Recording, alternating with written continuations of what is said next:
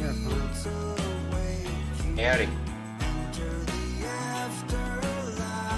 Yeah, I feel like I need to hear, like I need to use the headphones so I can hear the talking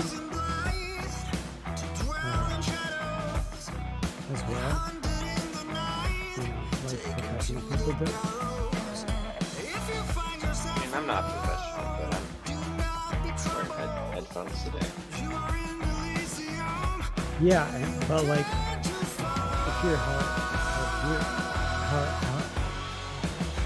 it sounds.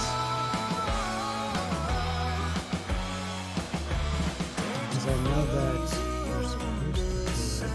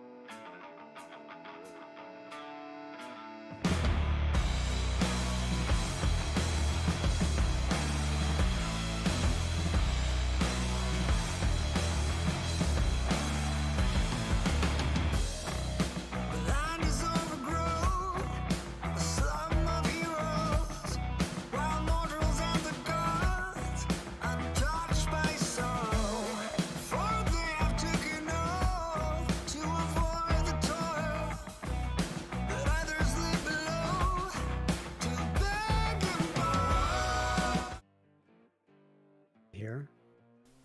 How's it going, everybody? Welcome back to Weirdos Assemble.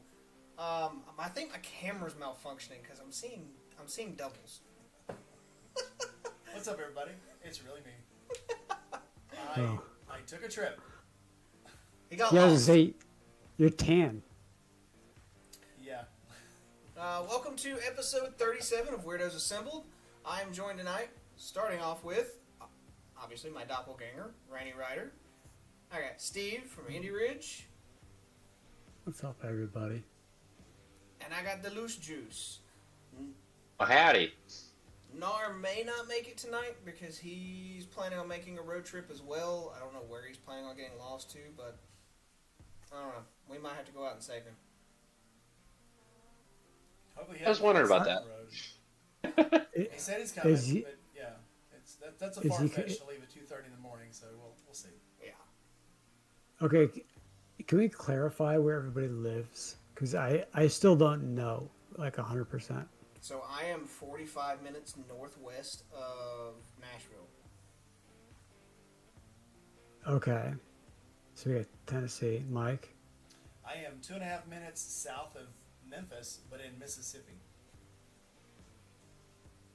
Okay. I'm actually All from right. a place called South Haven, which is actually, they call it the Star of Mississippi because it is the most northern city in Mississippi. Okay. Oh, okay. All right. Yeah, it's got that little thing. All Yeah, and right. I was gonna Juice. say, I'm in Southwest Michigan, so I'm about a half hour north of the Indiana border, but kind of like right in that corner, literally the southwest corner of Michigan. And then Aaron, nothing at random, is just 40 minutes outside of Columbus, Ohio. Yeah, there's okay. Because I kind of feel like there's like Ohio people, and then there's like There's a lot of Ohio people. there are Ohio people. There's a few, but in this Discord, there's like that part of the group is in like the Ohio area, Midwest, and then you've got the folks over in Tennessee.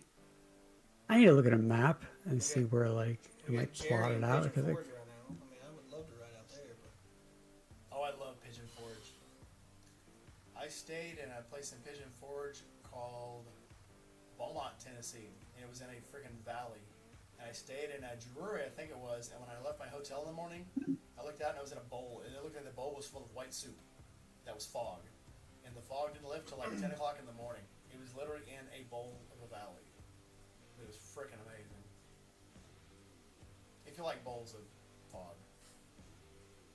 that's where me and Jody love went. 'em. Me and the wife went on our honeymoon as well. So,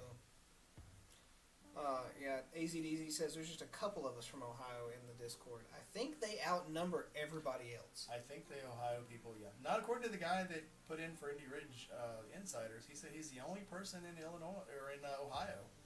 He says I can give you a non-biased because I'm probably the only person in Ohio that rides motorcycles, and I'm like, I don't know where you are in Ohio, but no, you're not. Sorry. wait, Very false. was that the convict that applied? No, that was the other guy. This guy was like, I can give you a voice you don't already have because I'm in the Midwest, and I'm probably the only person that you know who lives in Ohio. And I went, No. not. Thanks anyway. Yeah, I have Yeah, people like in every state, but like you gotta read this one application that we got this week that we've been enjoying. I read it to my wife and my kid, just like it was written. And I Yeah, actually with- threw in a couple without extra punctuation. mask for my faces. Like, yeah, it was. He's definitely wants a mask for his face. Well, I mean, there's a Sid actually gave the most detailed feedback I've ever seen in my life. I hope Def didn't delete it. What was his?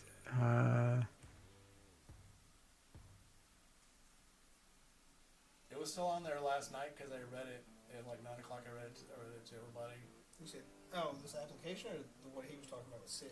His application. Well, so like, okay, so Oh, what was his name? Yes. Yes, it was very good. what was his name? This was just a couple days ago. Call him JoJo. He seems like a JoJo.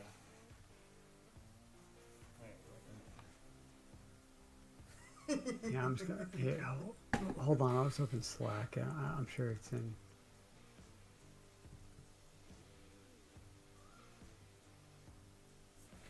I could probably do a reading from memory that would probably do it justice, and is the stupider I can make it would probably not be still as stupid as it actually is. Yeah. Oh, before What is it? No, hold on, I think it's in Jet. It could be in Jet. Okay.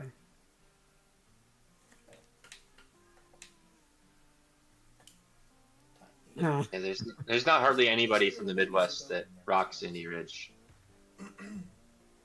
I left mine at Yeah. home, and I was definitely looking for it today. I stopped at the gas station, went to cover all the creases in my head, and I had left it at home. all right, so like you can email us directly.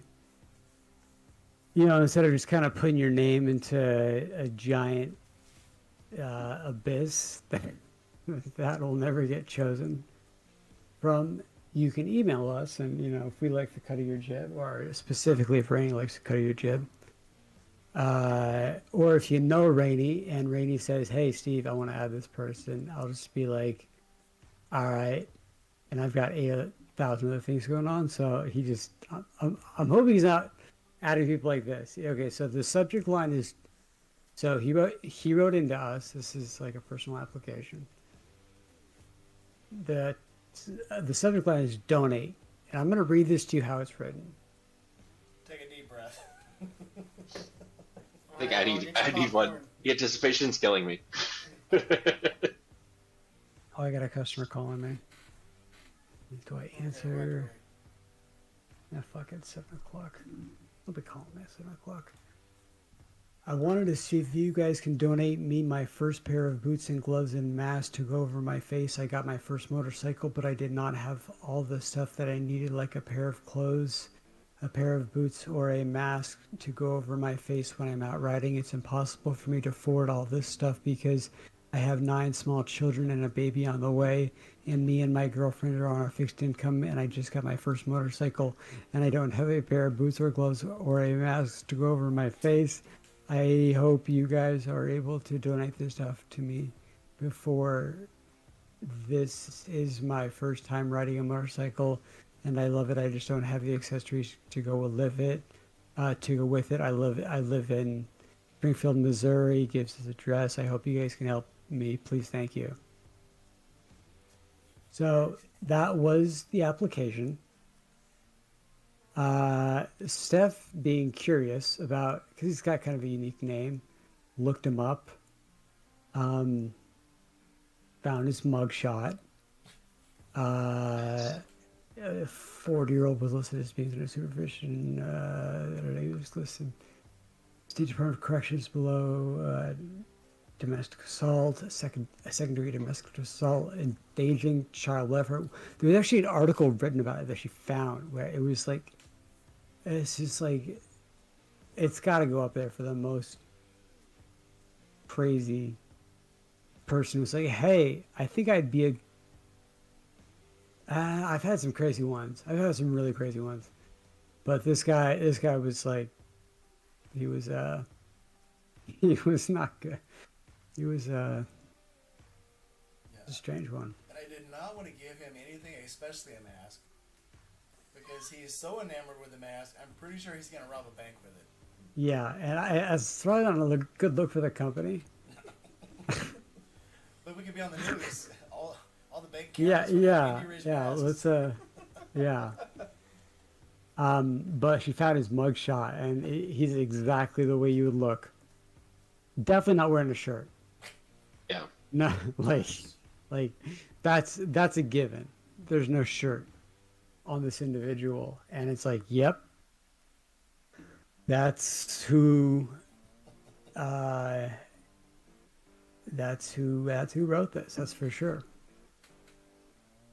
I get a lot of weird email people who are just like insane and like they just really wanting to test my gear, and then it's like, I mean, at this point, it's like, this is like 6 years down the line.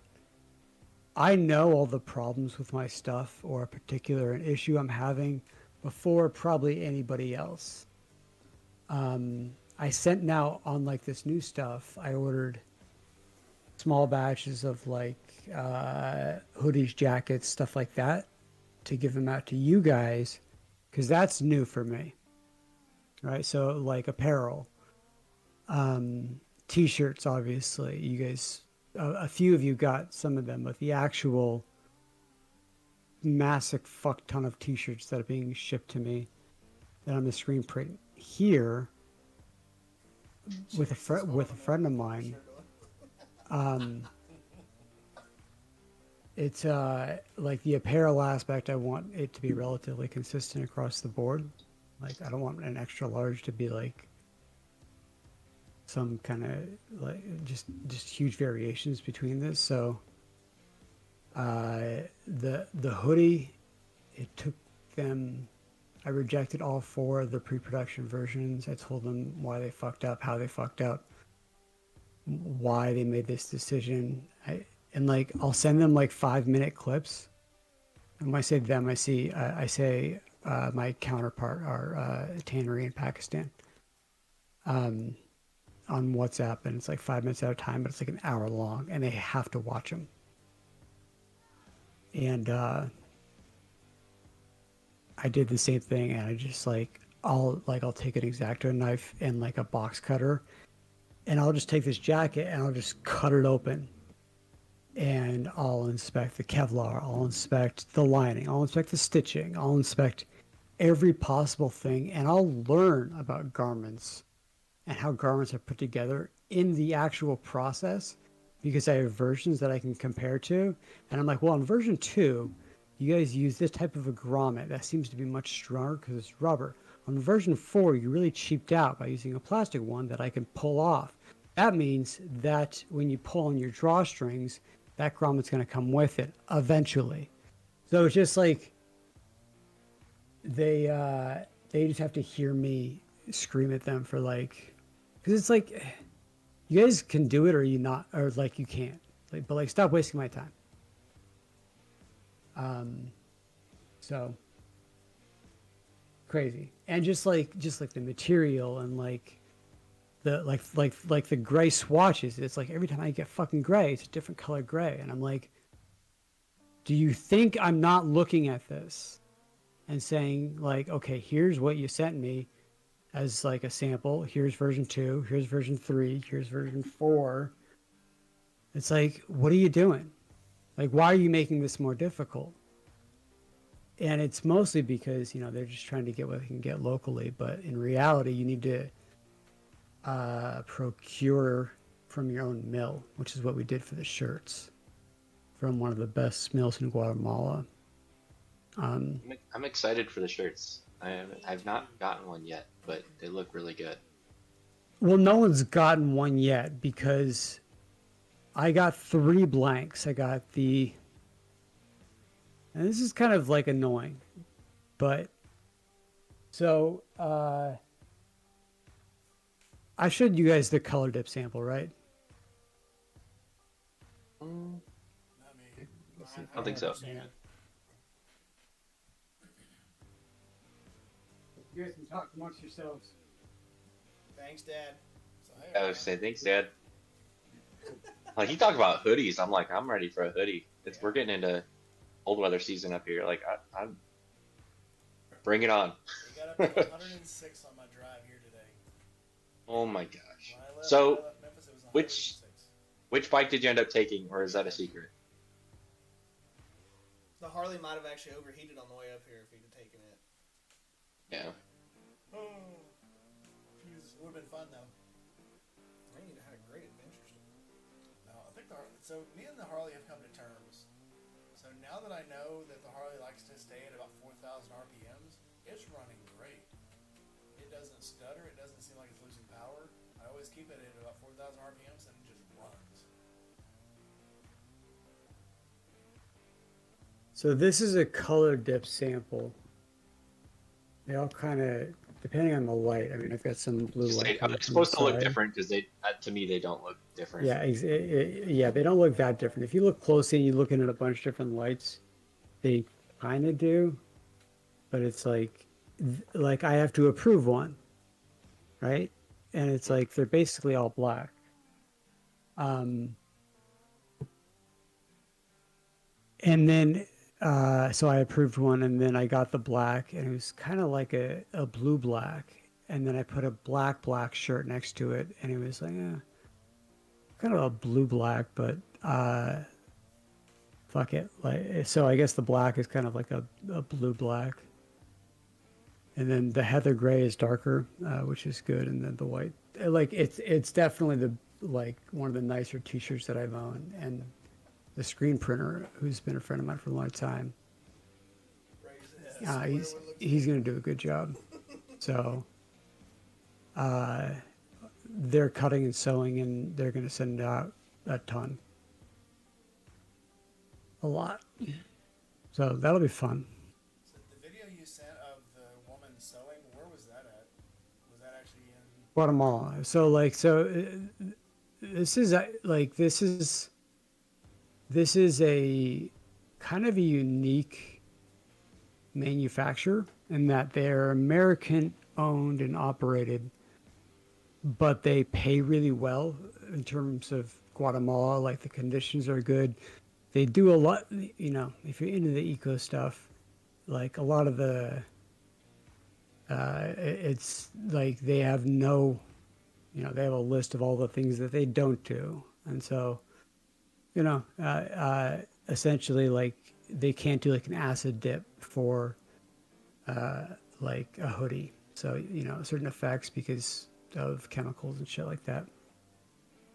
But the hoodie quality, or I'm sorry, the jacket, t-shirt quality and the cotton quality is really, really good.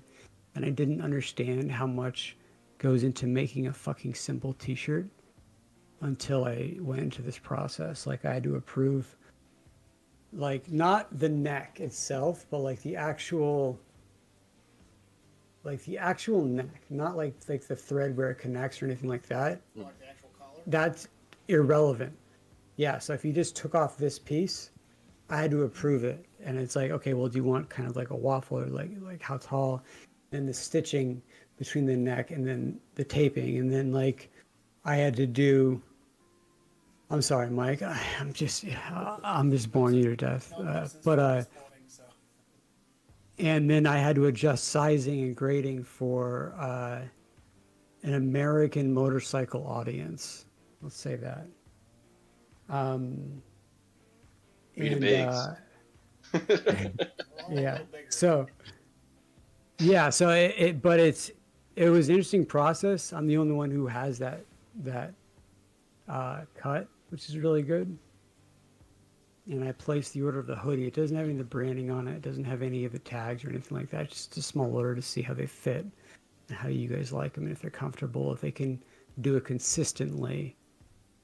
And then the other guy who's making heavier hoodies that are full Kevlar are really nice as well. And so then we've got a few other things on the way.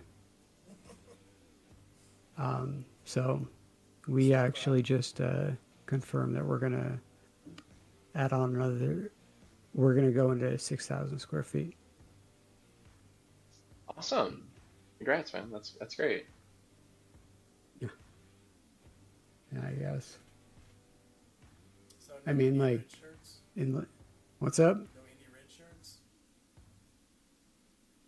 I don't know, and that's kind of the point. It was like, all right, give me all your artwork now because I've got a 65,000 piece order that I need to get that's coming. So give me all your artwork right now.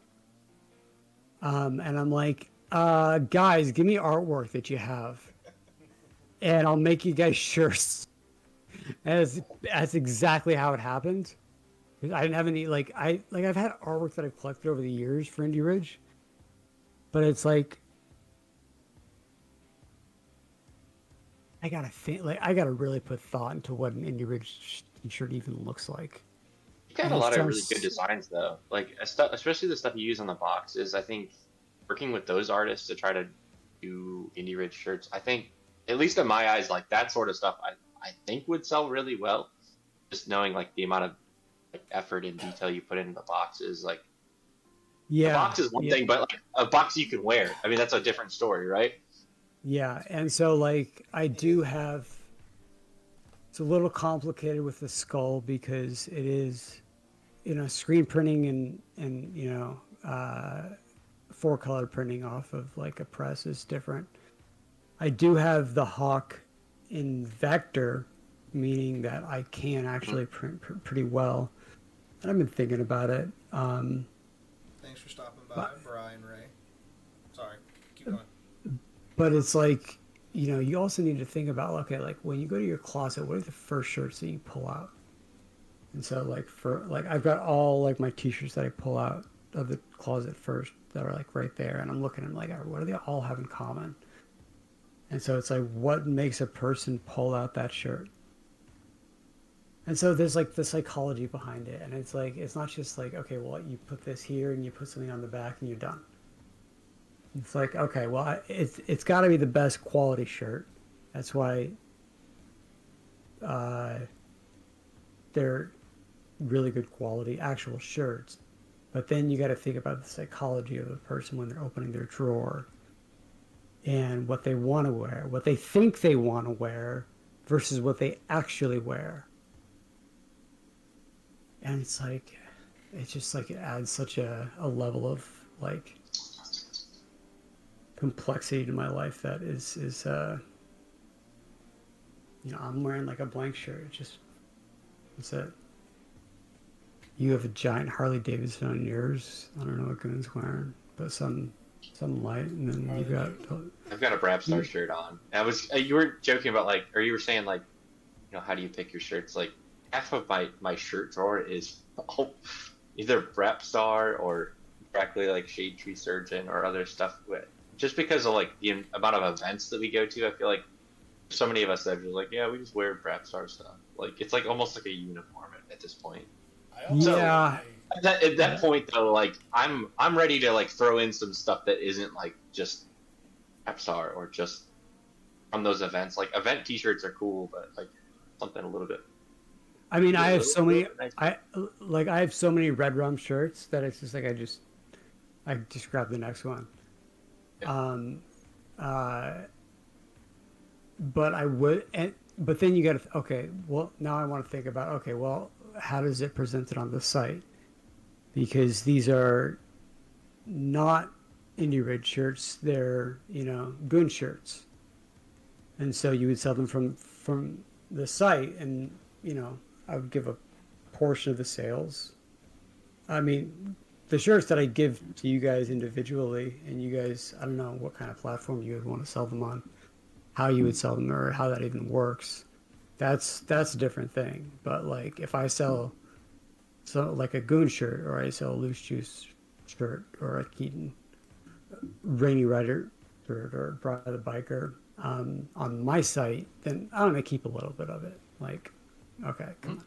I think you should keep it all. I mean, if you're selling on your site, fair play. Yeah, I know, but like, it's Then not you my can design. for But us. it's like, it's kind of like a support your local YouTuber site, or like portion of it.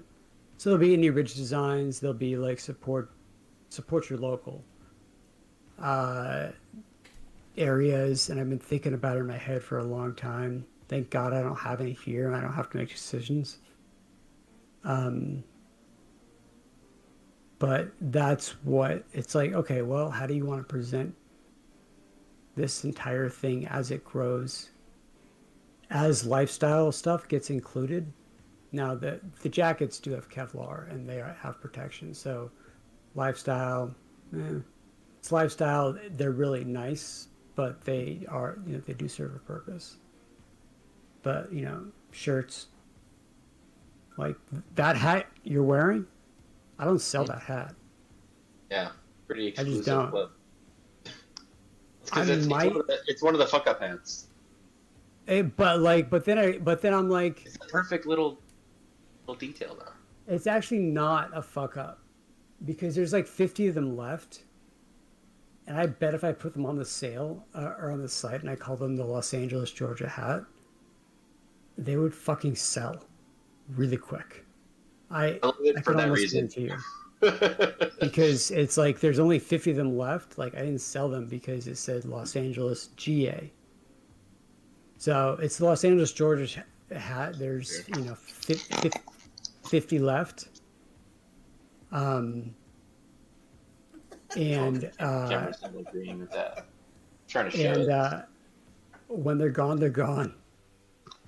So I'm pretty sure I could put them on the site and they would sell pretty quick. Along with the Insider's hat, I want to those black hats everybody likes, and that's kind of to help to support the Indie Ridge research and development division.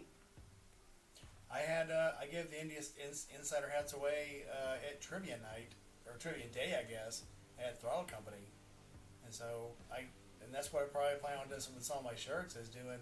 I've been throwing questions in my videos, and if you answer the question, I send you something. So Yeah, and so like that's kind of on you guys. Is like, what are you gonna do with them? Like, how are you, like? Is there a way for you guys to sell?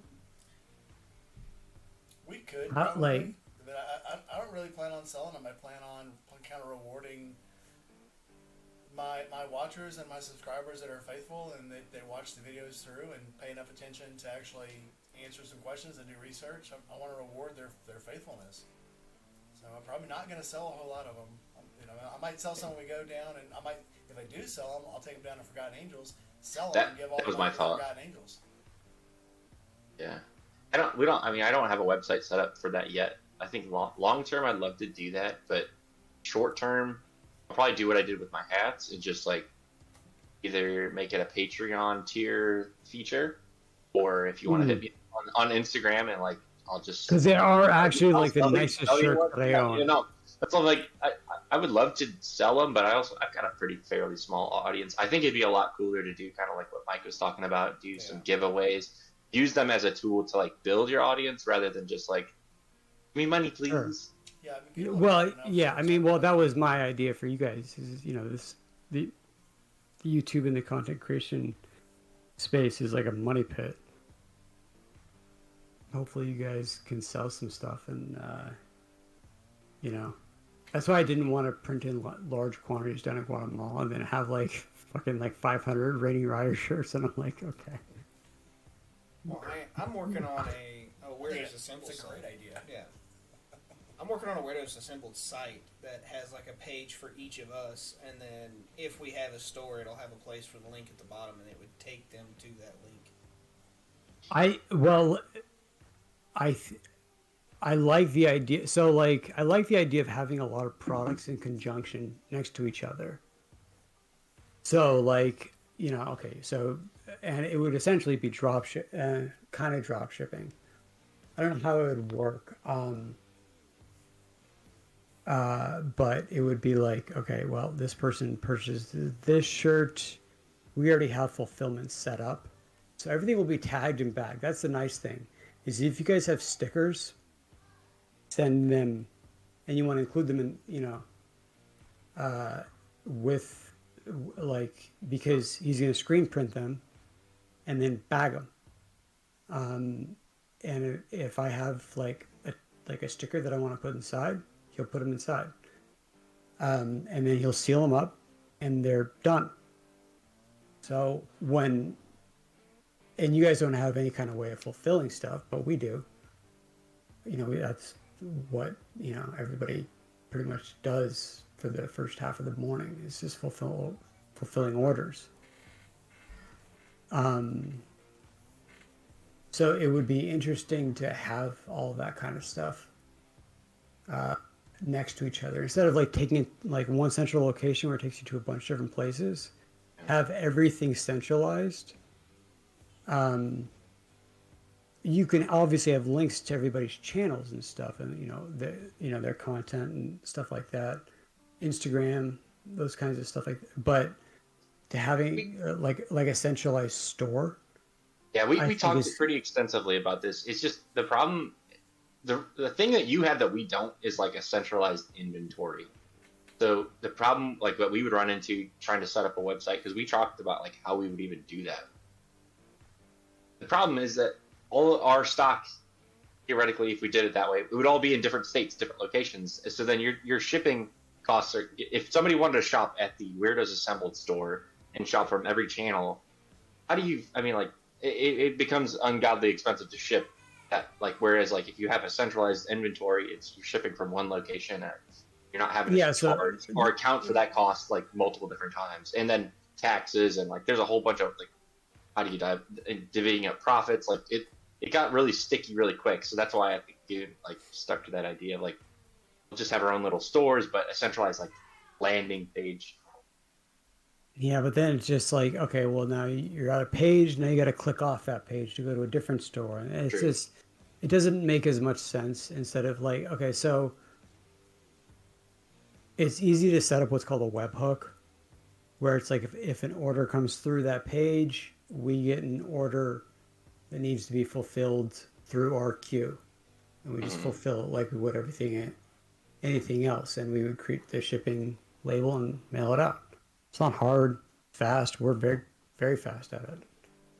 And so it just goes out, the next day. Like we ship out shit the next day, and we sell a lot of all kinds of things. Well,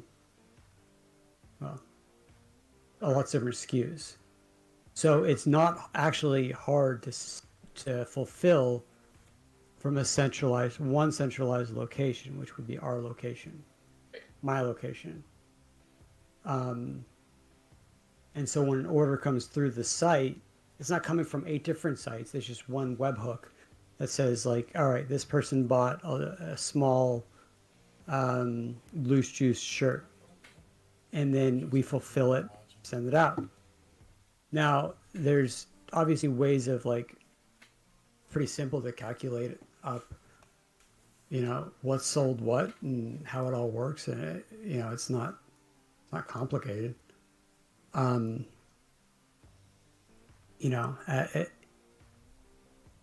got a lot of the shirts that I'm going to make for you guys already for free that I'm going to make for you. But I've also got another 6,000 coming. So it's like it. And I'm going to do like long sleeve shirts. I'm going to do like this company wants all my apparel business essentially. Mm. And they do big brands. So and like the owner is based in Colorado, so I'm speaking to an American who knows garment development better than anybody I've ever met. Which I need experts around me to kind of teach me how to make this kind of stuff. But the sales stuff is actually relatively simple, and the fulfillment stuff is relatively simple, and returns are relatively simple. Or I could just say like, your sales are final, dude. Like I'm not exchanging your shirt. You know what size you are. I don't know. I haven't decided what our own personal policy on shirts are going to be. Like you can't test out your shirt for a month to decide whether you like it. It's like, all right, either you like it or you don't. You can return it. It's fine. But the tags kind of still need to be on it if there's tags, and you can't wear it a bunch of times. It's not our fucking boots or our gloves. If it's got deodorant on it, no play. Sorry. Like you can't exchange masks. Like I'm not like no. Like face. you can return it if you want, but you can't exchange it. So I mean, there are definitely ways of doing it, and I think the more it's centralized, however you want to do it, we're gonna have to talk because, about that because I think that like that would be the ideal situation is having one central inventory. well, I mean, it's that, and plus you've got a ton of SKUs on one site. That's the other thing. That might be for If you guys drive traffic to everybody else's site, they've each got like one shirt in a couple different colors. It's like, it doesn't make, it's not very like everybody's got to make their own site. Everybody's got to do this. Everybody's got to do that.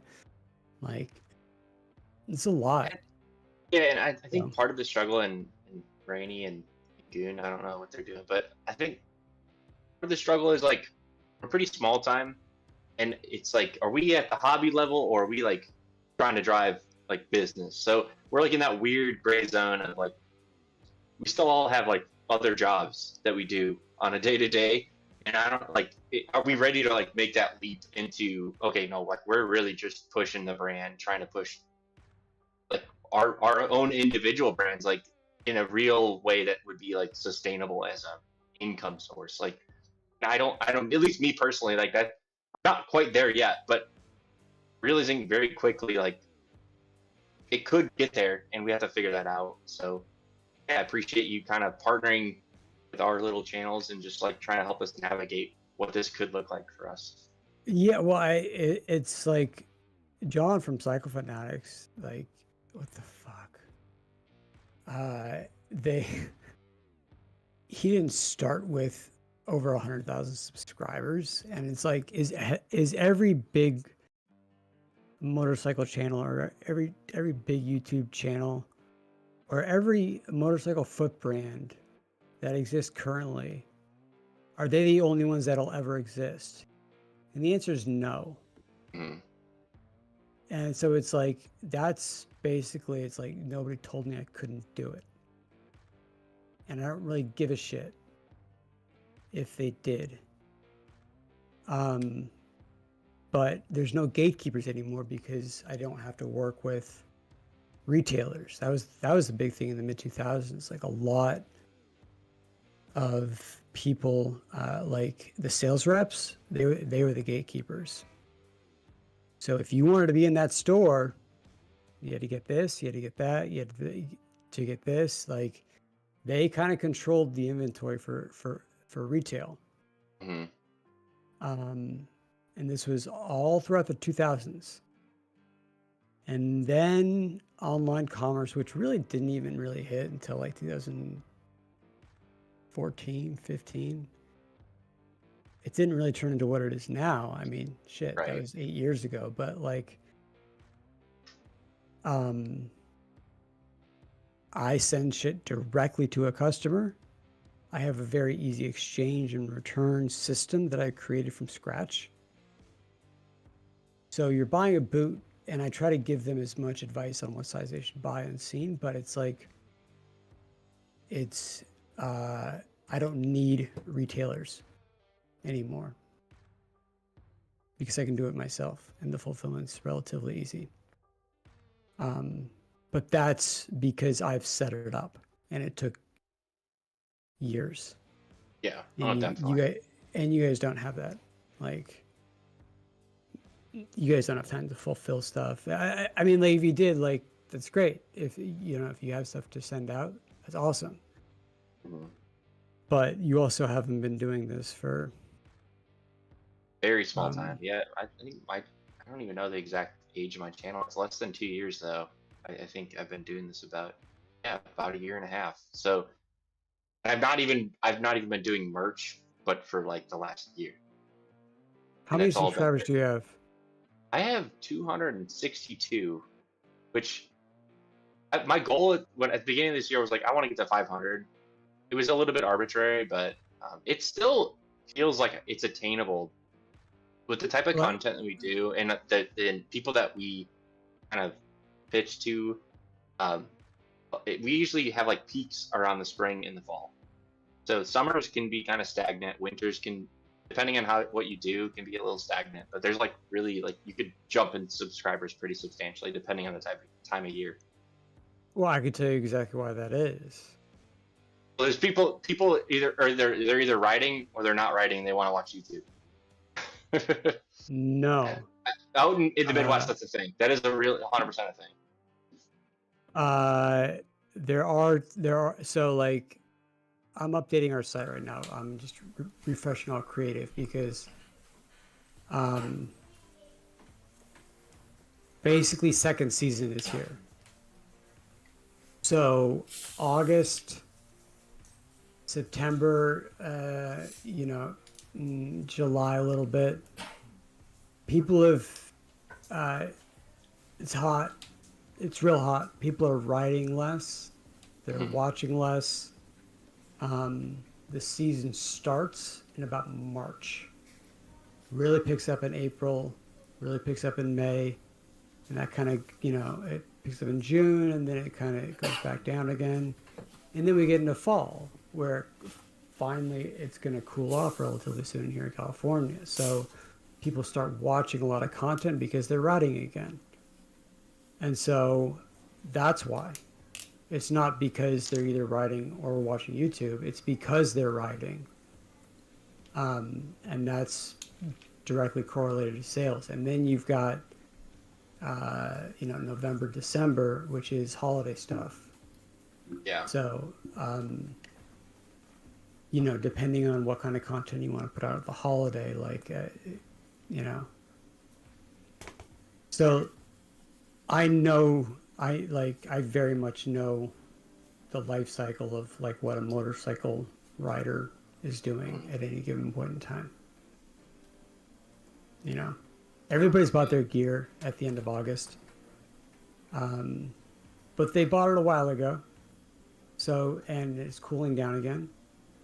So I call it second season. That's what I'm calling it. And so I think that starts. I don't know about it. It's what it's like for you guys, but Weren't you the one that was teaching about all this? Yeah, it's like pretty much it's starting here, like kind of what you're describing. The temps are dropping here.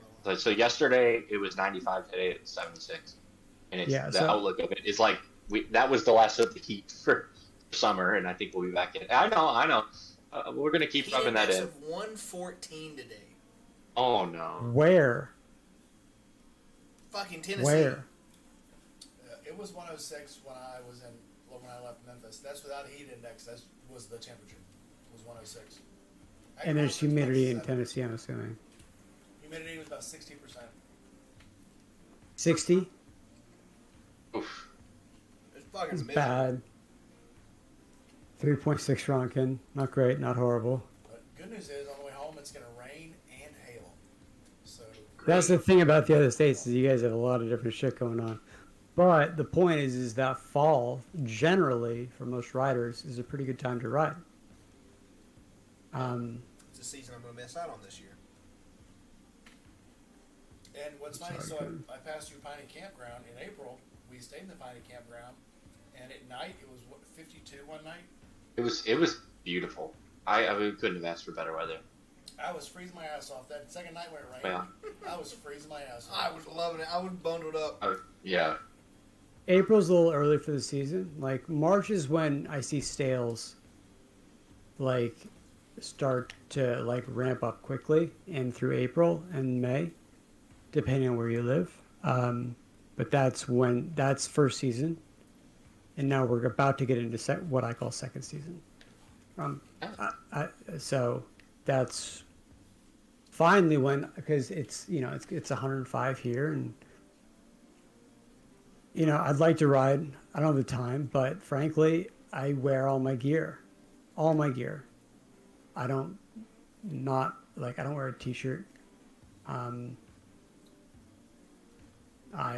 the very least, I'll wear version 4 of my hoodie, of my black hoodie, and jeans, and my boots and my full helmet. So if it's 105, It's like it's not 120. fun. Yeah, it's not ultra fun. So I'm looking forward to it kind of breaking a little bit. Sunday's supposed to be like 70 or 80 here. Yeah, right after the hailstorm. Yeah. I'm going to be shivering. It's going to be ridiculous. I was shivering when I went through the lake, and it was only 85.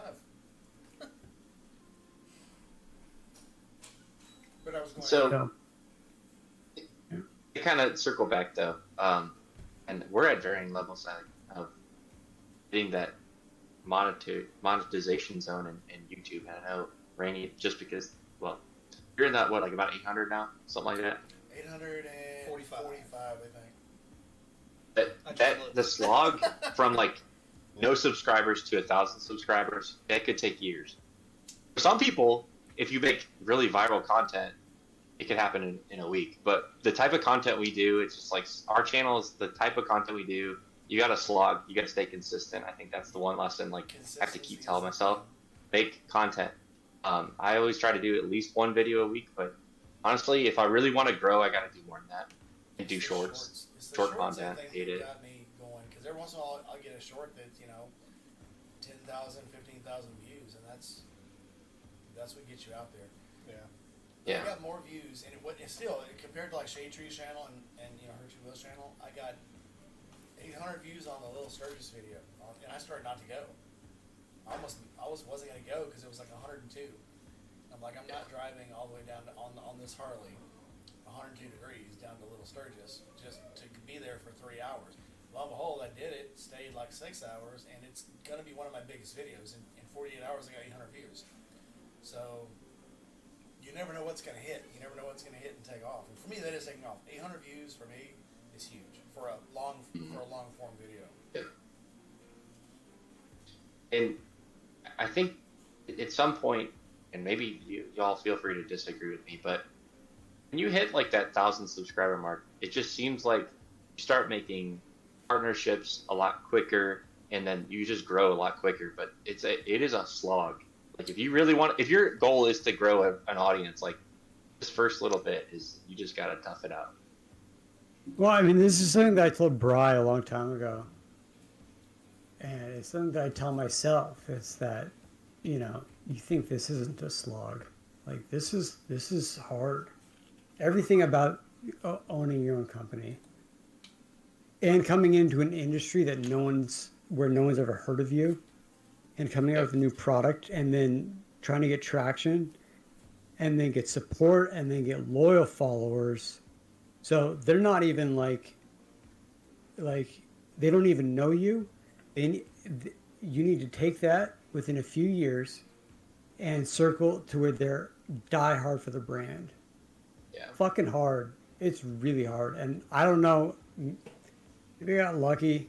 Maybe I linked up with the right people at the right time.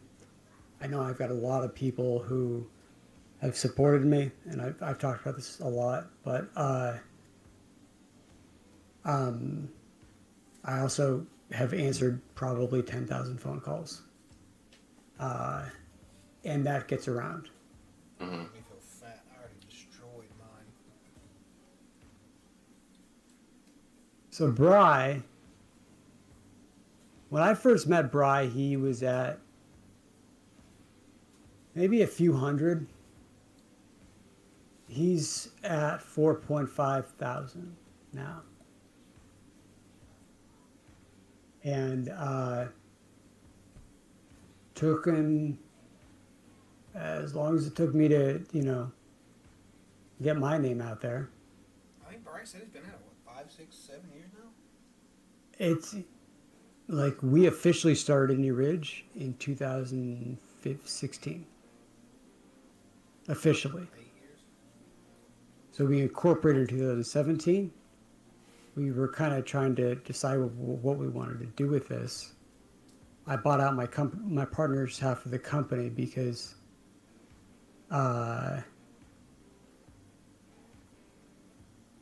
he and this is in the interview I think I had with Rainey is he's this brilliant developer, and he's kind of, and I was like, this no, we're making a brand. We're making stuff.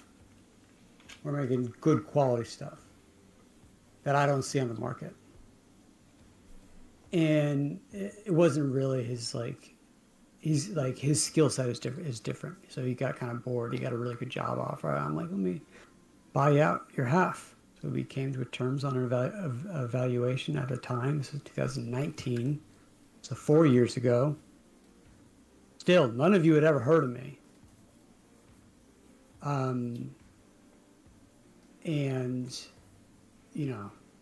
just logged it out. Scared. It's like chewing glass looking into the abyss. That's what it's like. But if you don't give yourself a plan B, you can do it. You just got to decide. So the one thing I told Bri earlier on is that people don't fail. They quit. Hmm. Yeah. So one thing is just like you just get kicked in the nuts one too many times. And it's just like, I just, you know what? It's not for me. And that's fine. It's not like you have to be a YouTube creator. At the end of the day, it's like, all right, well, what makes you fulfilled in general? Yeah. No, that's definitely where my mind is at. It's. I said this at the beginning of the channel. It wasn't. I didn't go into it with the mindset of like, oh, I want to be a Mr. Beast, like, and make millions of dollars doing YouTube. No, I want to like meet people. I want to meet the right people, build the right kind of relationships, and really make it a really rewarding thing. And if that in itself, just doing that activity made me money, like that's the perfect life. Are you kidding me? I get to ride motorcycles, hang out, and just like do all the fun shit without any of the bullshit of working for, in a corporate job. Yeah, that'd be great. But my intent is not like, oh, I want to just be a YouTube millionaire. Like, no, that's not where my Yeah. mind is. You got to enjoy doing it. Yeah, Fortunately, exactly. I like doing this, and I get to do a lot of real creative stuff all the time. But as you get bigger, the fun stuff kind of goes away, and you have to delegate that to other people, and so it's like it just changes. But like you gotta like it. If you don't like it, then you're gonna quit. and that's fine. Like I'm not married. I don't have kids. I don't have a mortgage. I don't have a car payment. I don't have anything. Like I don't. That's just I've lived a very lean lifestyle for a long time, and so it's allowed me to do this. On the other hand, I don't have a wife and kids, and so am I making a trade-off? Am I making a mistake by not doing it? I don't know. So, I mean, I have staff who are, you guys probably know, but we've been together for a long time. And who knows what's going to happen there, but for now, like, I kind of want to see how far I can take this. Because I feel like just in the last, like, 9 months alone, some has felt different. Something feels different. So I'm curious. I think you just got to go with what you want at the time. As long as you're not feeling like you're missing something, you're not missing something. The point where you start not doubting, but just start thinking what else is out there. I like to tell everybody I've never had a midlife crisis, and I'm not. Because if I wanted to do something, I would just do it. A midlife crisis is when you get to a point in your life where you go, I've never done this, and now I feel bad because I didn't do it. Now I need to do it. That's a midlife crisis. I'll never have one. I've had everything in my life that I've ever wanted because I knocked out 2 full bucket lists in my life. And now I have a hard time finding something to do on a bucket list because I've done everything. So I don't think I'm ever going to hit that point where I feel like my life is incomplete. I've done the things because I've never held myself back. I was lucky enough to get a partner who never, held me back. Not after the first one anyway. She only lasted 6 months, so fuck her. So, but the one I have now, we have a very good relationship. We have very good. She goes tripping with me. She goes on camping trips with me. She goes on motorcycle rides with me. If I feel like I want a motorcycle, she's like, "You should get that motorcycle." There is not a better life. So when's the Dinah coming? I was gonna say, I thought that there was a conversation about a victory at the local dealer that I think she maybe vetoed. Yeah, she gets what she wants too. So I mean, but that's as long as you never feel like you're missing something in life, you're not missing anything in life. Yep. You start making yourself miss something like oh my god, I don't have kids. Do I really want kids? Do I need kids? Oh my god, now I think I need kids. Well, then you kind of force yourself into thinking that you really do and you don't. So as long as you actually don't feel like you're missing something, you're not missing anything. Well, that's like with the wife. She's I can't buy presents for you because you go out and you get what you want and when you want it, and you get me what I want when I want it, and we do what we want when we want, even with the kids. They just tag along. So it's great. And you know what? Like, who's to say that you're not happier or more successful, not like maybe monetarily or whatever? Who's to say that you're not more successful than I would never say that. What? That I'm more successful than you. Well, okay, but like having a business is one thing, but like success in life, like who's to say that your experiences and the way you've structured your life and the way you live your life, like you can't take it with you when you die. Oh hell no. Love that saying. So it doesn't really matter. It's just are you in a position where the person that you're with can take your bullshit, lets you do what you want to do, and you can stand to be around that person for more than 48 hours, consecutive hours. Right there. So it's like, and does she have the same sense of humor as you? If you send her something, like, can she make you laugh? Does she make you laugh? That last one. It's like, all right, like she's not gonna call me because I'm at the office at 1:00 in the morning and say you need to come home. It's like, no, I'm staying till I'm on a roll. I'll stay till I'm done.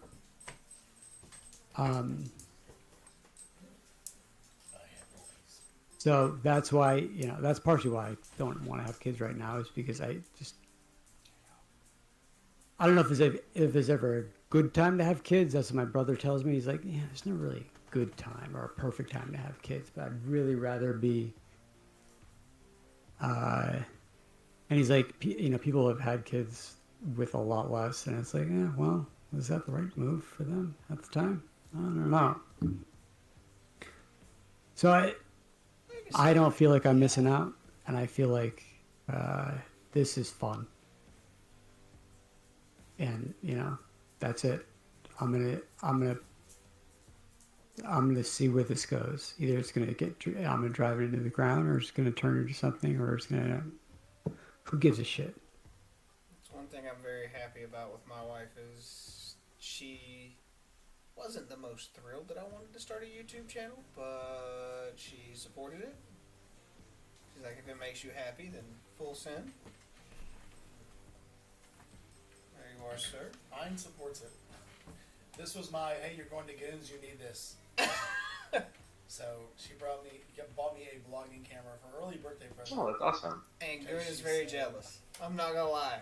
I've been looking at that exact same camera. She definitely supports me on this. Is this Sony? Yeah. Yeah, It looks like the one that Chase has. It's so yeah, it's got the little remote stick. It's got the shotgun mic. It's got this is also the tripod, and then this is of course does all the weird stuff. So you can set it up as a tripod, and the remote is on the handle, so you can actually start the camera from the handle. Does it kind of have like auto gimbal or like? It does, and you can actually. If I do it right, yep. This actually folds around where you can selfie yourself.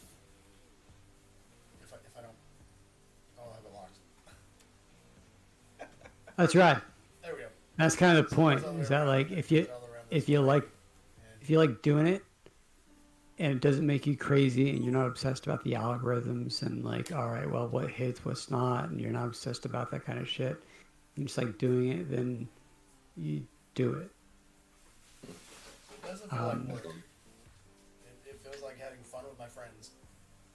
Yeah, I think like this. Yeah, numbers are like, I like think, this like whole thing 1 in 20 feels like fun with my YouTubers friend. go over a year. I'm going on over 3 years now. I'm at a year and a half. So I think what keeps all us going, Juice. Same. We gotta keep This right here. keep each other going. Yeah. I mean, I don't think. No, oh, for sure. And without our sensitive community, I almost guarantee I would have stopped doing this a long time ago. But this is what makes it fun. Yeah. You see, we're loved. And we make our own. We make our videos better. So, I mean, our campouts probably one of. Maybe numbers wise, they don't do very good, but that makes making the videos so worth it. Camp out videos are actually my highest performers, which Well, down the road, it's like we're gonna look long back form at them and be content like, is weird. These Yeah. were awesome.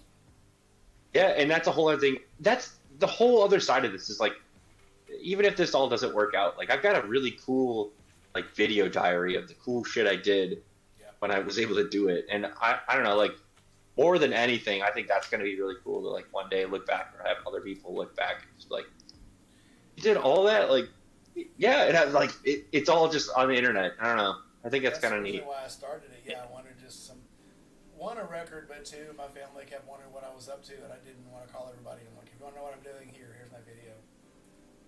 And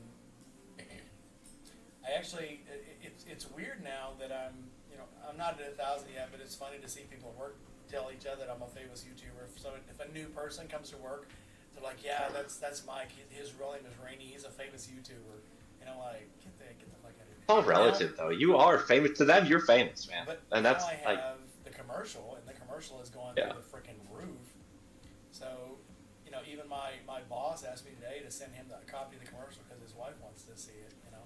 So it's like it's so weird, but at the same time, it's so cool. Not everybody gets to do this. I mean, it's a thing. Like I said, chase all your dreams. Chase every dream. No matter how goofy it sounds at the time, chase it down. Yeah. You should see my next dream. I'm sitting on this one. I'll get it out of I him. think I told you about it. I think so. But, Somebody I used to make Well- fun of offered me a sponsorship. What? The Yeah. you know what? Yeah. I'm not even gonna say anything. We'll see where this goes. It may go nowhere. So yeah. So yeah. We'll tell you in the after show. yeah, which Yeah. we're about to But get into. if it works actually. out, great. They'll actually Yeah. pay me for every time I mention their name in a video. But it's just weird, you know. And I'm going through their monetization things. It's like, how much would you like to be paid for these spots? You know, for a 30-second spot, it's like free product, $50 for 30 seconds, $100 for 30 seconds, $250 for 30 seconds, and I'm like, this feels like robbery. And but then I remember some of these guys were doing the $1,500 spots. Like, what's his name? The other bald dude. Yami Noob. Yami Noob. Oh. $1,500 for his little 30-second things, which, never mind. Anyway, hey everybody. On that note, we're gonna wrap this one up, and we'll start with closing thoughts. You want to lead this one off? I'm gonna keep the same stream. Yeah, chase your dreams, no matter how crazy it sounds at the time. If it feels like something you want to do, give it a try. No matter how stupid it feels when you're doing it, you're gonna appreciate it later. So just do it. Steve? That's a solid one.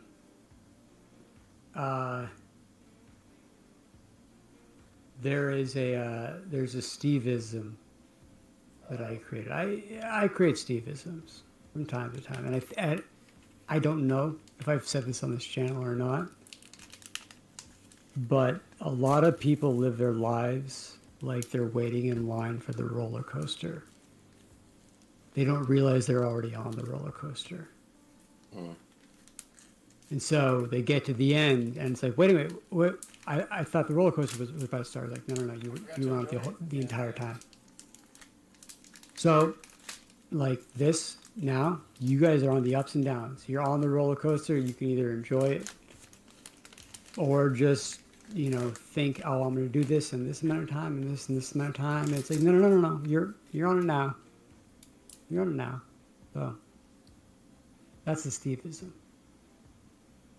Yeah, that's a great point. And I know I was talking about how like channel growth is like a slog, but honestly, it's not really a slog because we're having a great time. It's just, it depends on what your mindset is in. So I'm enjoying doing what we do. Obviously having you all the support and like continuing to do that, and Steve having you kind of fill in the ways that you could fill in and help boost us, I think that's a super awesome place to be in at this point in my life, and I'm sure that they would say the same. So I'm super thankful for you and for everybody that makes doing this kind of a fun thing to do and a fun thing to continue to do. So like you said, can't take it with you, or buy the bike, take the ride, whatever. Just do the damn thing. I think that's maybe my closing thought. Yeah. I mean, At the same time, don't keep an eye on your money. It's kind of important. you gotta buy food. But Yeah. then again, it's a lot more fun to twist the throttle and shift down a couple gears and fucking And get paid for it. Yeah. and get paid for it. Good. All right, you said you had one more. I do have one more thing. So Steve's probably read this before, but there's another Steve-ism I like to use. It's Stephen Covey, and I'm sure you've probably heard of him, Steve. He wrote a book called 7 Steps of Highly Effective People. It's not successful people. It's not rich people. It's not, it's effective people. It doesn't matter. If you aim for success and you aim for riches and you aim for, notoriety, you're not going to get there. If you aim to be effective, all the rest will come. So, and if you've never read the book, if you've never seen the 7 steps, once you go through them, and when I was at Newcourt, you had to go through those to go into leadership. You had to do the 7 steps course, which was like a 4-day course. And once I took it, I felt like such a better communicator, a better leader, a better team member, because it teaches you how to actually communicate with your people, how to make your people, not just yourself successful, but your team successful. When you make your team successful, Steve was talking about this before. It doesn't matter how good you are. If your team's not effective and successful, you're not effective and successful. Right. So try to be effective, not successful. Yeah, and that's why I like doing this kind of stuff is because